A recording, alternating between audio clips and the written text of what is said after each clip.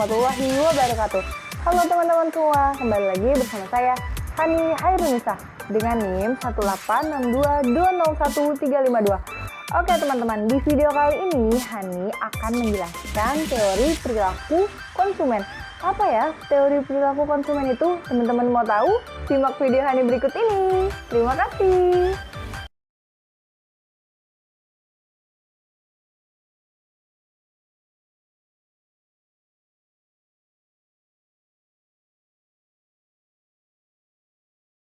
Oke teman-teman, langsung saja kita bahas ya. Jadi, perilaku konsumen adalah studi tentang bagaimana individu, kelompok, dan organisasi memilih, membeli, menggunakan, dan bagaimana barang, jasa, ide, atau pengalaman untuk memuaskan kebutuhan dan keinginan mereka. Ini menurut Kotler dan Killer pada tahun 2009. Nah, teman-teman, jadi, perilaku konsumen atau customer behavior dapat didefinisikan sebagai kegiatan-kegiatan individu yang secara langsung terlibat dalam mendapatkan dan mempergunakan barang-barang atau jasa, termasuk di dalamnya proses pengambilan keputusan pada persiapan dalam penentuan kegiatan-kegiatan tersebut. Kayak gitu ya teman-teman terkait perilaku konsumen. Nah, kita lanjut nih teman-teman. Perilaku konsumen memiliki kepentingan khusus bagi orang yang dengan berbagai alasan berhasrat untuk mempengaruhi atau mengubah perilaku tersebut. Jadi termasuk orang yang kepentingan utamanya adalah pemasaran, kayak gitu teman-teman. Tidak mengherankan jika studi tentang perilaku konsumen ini memiliki akar utama dalam bidang ekonomi, terlebih lagi dalam pemasaran. Itu menurut Sunyoto pada tahun 2012, kayak gitu ya teman-teman, terkait perilaku konsumen. Kita lanjut ke faktor perilaku konsumen. Oke teman-teman, selanjutnya kita akan bahas faktor-faktor yang mempengaruhi perilaku konsumen. Jadi, perilaku konsumen sangat dipengaruhi oleh keadaan dan situasi lapisan masyarakat dimanapun ia dilahirkan dan berkembang. Kayak gitu ya teman-teman. Ini berarti, konsumen yang berasal dari lapisan masyarakat atau lingkungan yang berbeda akan mempunyai penilaian, kebutuhan, pendapat, sikap, dan sukarela yang berbeda-beda. Sehingga pengambilan keputusan dalam tahap pembelian akan dipengaruhi beberapa faktor. Langsung saja kita bahas. Nah, menurut Kotler dan Killer pada tahun 2008, faktor-faktor yang mempengaruhi perilaku konsumen yang pertama ada faktor kebudayaan.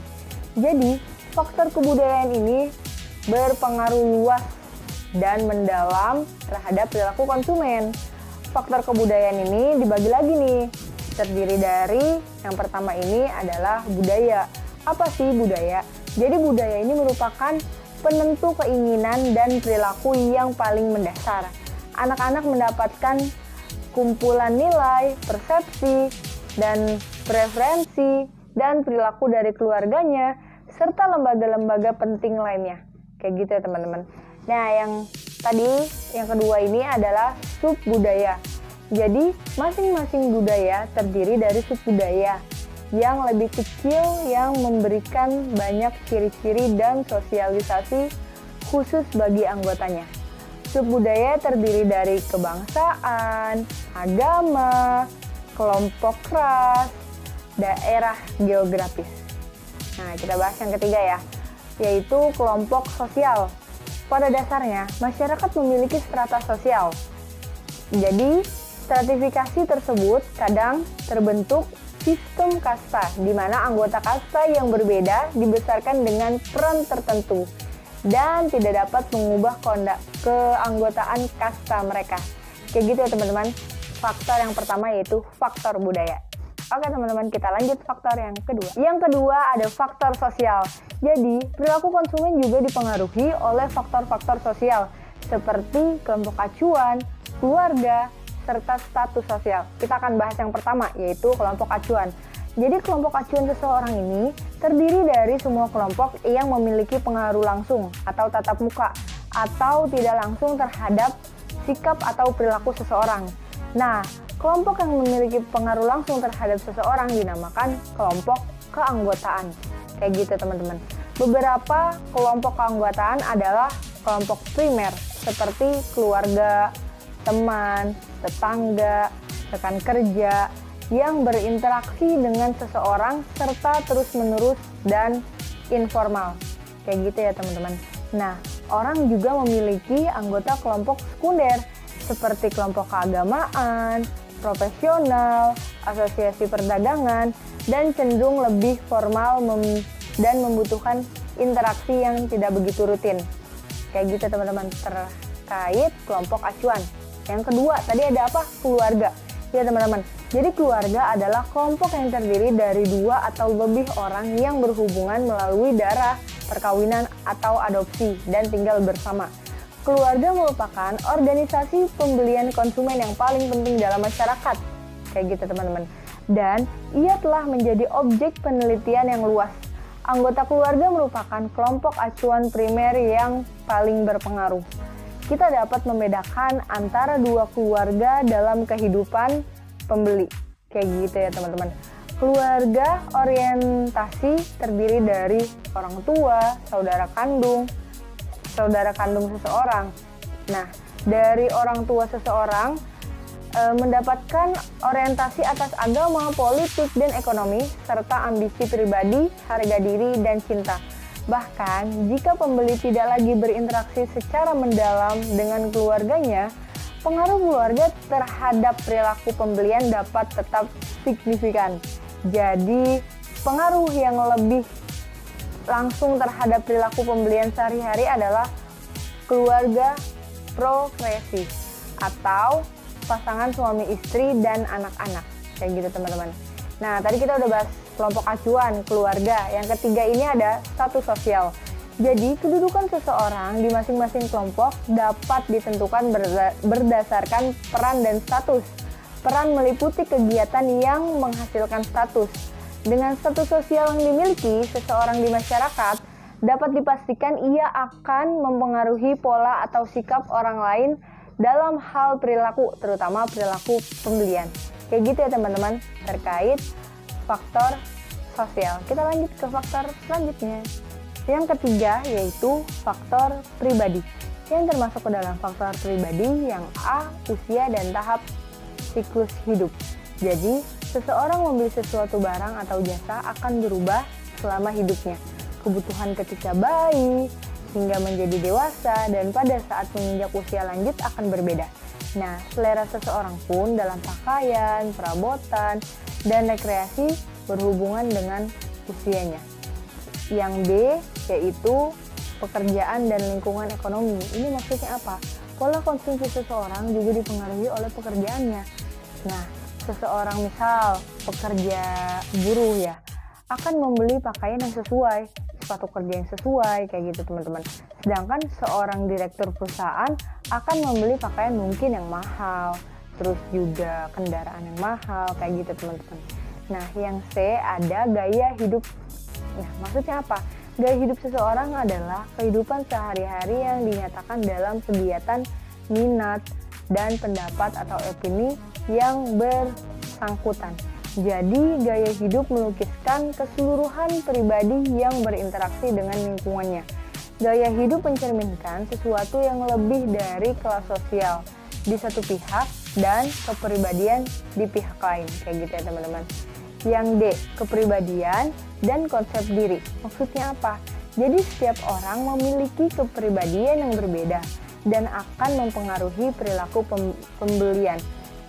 Terus juga kepribadian adalah ciri-ciri psikologis yang membedakan seseorang yang menyebabkan terjadinya jawaban yang relatif tetap dan bertahan lama terhadap lingkungannya.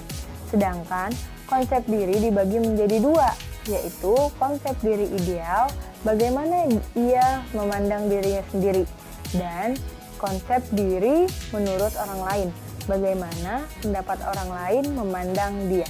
Kayak gitu ya teman-teman, terkait faktor pribadi. Oke teman-teman, faktor yang keempat yaitu faktor psikologis. Jadi, pilihan pembelian seseorang dipengaruhi oleh 4 faktor psikologis utama. Yang pertama motivasi, Yang kedua persepsi, yang ketiga pembelajaran, yang keempat keyakinan dan pendirian. Kita akan bahas yang ke-1 yaitu motivasi. Motivasi adalah keadaan dalam pribadi seseorang yang mendorong keinginan individu untuk melakukan kegiatan tertentu guna mencapai suatu tujuan. Dapat dikatakan bahwa motivasi adalah suatu dorongan kebutuhan dan keinginan individu diarahkan pada tujuan untuk memperoleh kepuasan. Kayak gitu teman-teman. Yang kedua yaitu persepsi. Seseorang yang termotivasi bertindak akan dipengaruhi oleh persepsinya terhadap situasi tertentu. Persepsi adalah proses yang digunakan oleh seseorang individu untuk memilih, mengorganisasi, dan menginterpretasi masukan-masukan informasi guna menciptakan gambaran yang memiliki arti. Persepsi tidak hanya dipengaruhi rangsangan fisik, tetapi juga dipengaruhi rangsangan yang berhubungan dengan lingkungan sekitar dan keadaan individu yang bersangkutan. Kayak gitu teman-teman. Yang ketiga, pembelajaran. Belajar adalah perubahan-perubahan perilaku yang terjadi sebagai hasil dari akibat adanya pengalaman. Nah, perubahan-perubahan perilaku tersebut bersifat tetap dan bersifat fleksibel. Hasil belajar ini akan memberikan tanggapan tertentu yang cocok dengan rangsangan dan yang mempunyai tujuan tertentu. Kayak gitu teman-teman. Tadi yang terakhir ini, yang keempat, keyakinan dan sikap. Melalui bertindak dan belajar, seseorang mendapatkan keyakinan dan sikap. Keduanya kemudian mempengaruhi pembelian mereka. Keyakinan adalah gambaran pemikiran yang dianut seseorang tentang suatu hal. Keyakinan tersebut berdasarkan pengetahuan, pendapat, atau kepercayaan. Semuanya itu mungkin mengandung faktor emosional. Kayak gitu ya teman-teman. Sikap adalah evaluasi, perasaan emosional, dan kecenderungan tindakan yang bisa menguntungkan atau tidak menguntungkan dan bertahan lama dari seseorang terhadap suatu objek atau gagasan. Oke teman-teman, itu faktor yang keempat. Oke teman-teman, selanjutnya kita akan bahas jenis perilaku konsumen. Jadi perilaku konsumen itu secara besar dibagi menjadi dua. Yang pertama, perilaku konsumen rasional. Apa ya perilaku konsumen rasional? Jadi menurut KBBI, rasional berarti menurut pikiran atau pertimbangan yang logis. Dalam melakukan konsumsi, konsumen dapat melakukannya secara rasional. Kegiatan konsumsi yang dilakukan tersebut dapat dikatakan rasional apabila yang pertama, produk yang dikonsumsi dapat memberikan rasa puas dan memiliki nilai guna yang optimal. Yang kedua, produk tersebut betul-betul dibutuhkan konsumen, bukan keinginan semata. Yang ketiga, konsumen mempertimbangkan kualitas produk yang terjamin. Yang keempat, konsumen mempertimbangkan kemampuan ekonominya sebelum melakukan transaksi. Itu ya teman-teman, perilaku rasional. Perilaku yang kedua yaitu perilaku konsumen irasional. Kamu tentu tahu nih bahwa irasional adalah lawan kata dari rasional. Menurut KBBI, rasional berarti tidak berdasarkan akal atau penalaran yang sehat. Ternyata, dalam melakukan kegiatan konsumsi, konsumen juga dapat bertindak irasional. Sebuah kegiatan konsumsi dapat dikatakan irasional apabila yang pertama, konsumen membeli produk karena tertarik pada promosi, iklan, bukan berdasarkan kebutuhan. Yang kedua, konsumen hanya mau menggunakan merek-merek terkenal. Yang ketiga, konsumen membeli produk demi gengsi semata. Itu ya teman-teman, terkait jenis perilaku konsumen. Kita lanjut. Oke teman-teman, selanjutnya terdapat dua teori pendekatan perilaku konsumen, yaitu pendekatan kardinal dan pendekatan ordinal. Nah, perilaku konsumen ini sangat didasari dengan motivasi dan kebutuhan konsumen itu sendiri. Kita bahas nih, berikut ini dua pendekatan perilaku konsumen. Yang pertama, pendekatan marginal utility atau pendekatan kardinal. Maksudnya ini apa? Jadi kepuasan konsumen dari mengonsumsi barang dapat dinyatakan secara kuantitatif, sehingga konsumen berusaha memaksimumkan kepuasannya. Yang kedua, pendekatan indifference curve atau pendekatan ordinal. Jadi ini maksudnya kepuasan konsumen dari mengonsumsi barang tidak dapat dinyatakan secara kuantitatif, sehingga perilaku konsumen dalam memilih barang yang akan memaksimumkan kepuasan ditunjukkan dalam kurva kepuasan sama. Kayak gitu teman-teman. Gimana teman-teman? Sudah ditonton semua videonya sampai habis? Hani berharap video kali ini bermanfaat untuk teman-teman semua. Hani mohon maaf apabila ada kata-kata yang salah. Akhirul kalam, wassalamualaikum warahmatullahi wabarakatuh. Sampai bertemu di video Hani selanjutnya teman-teman.